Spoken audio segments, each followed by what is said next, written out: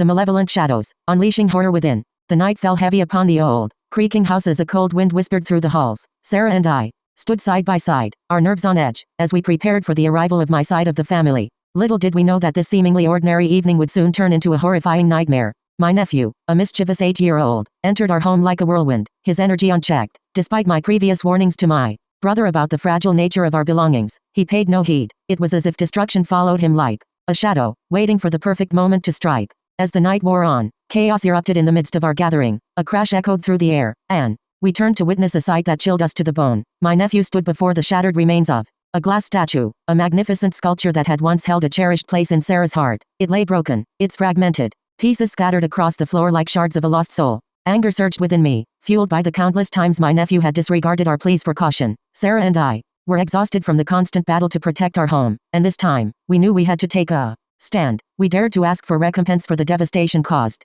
But my brother's reaction was nothing short of terrifying. His face contorted with rage. He accused me of being heartless, a monster disguised as a sister. He pleaded poverty, claiming that he couldn't bear the financial burden I placed upon him. I offered him a lifeline, the option of paying in installments, but his hatred burned brighter than ever. In the days that followed, a suffocating darkness engulfed our lives. Strange occurrences plagued our once tranquil abode. Shadows danced along the walls, their ethereal presence whispering of unseen dangers lurking just beyond our perception. We couldn't help but feel that something sinister had been awakened. And then, amidst the chaos, a realization struck me like a lightning bolt. The statue, it had been heavy, almost impossible to topple by mere accident. Doubt poisoned my thoughts as I considered the possibility that my nephew's destructive acts were intentional. Was there a malevolence hidden within his innocent facade?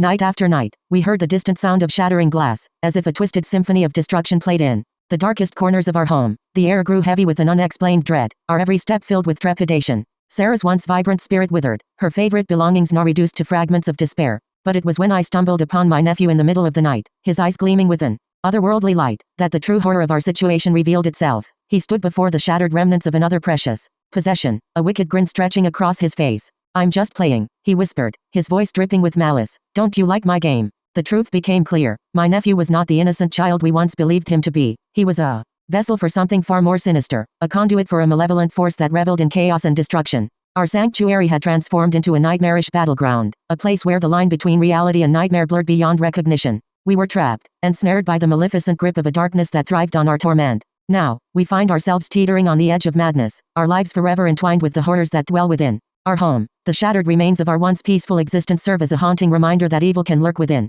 the most unsuspecting of hearts. Beware the innocent smile that hides a twisted soul, for within it lies a horror beyond imagination. And remember, even the most ordinary of gatherings can unleash a nightmare that consumes everything in its wake. The malevolent shadows, unleashing horror within.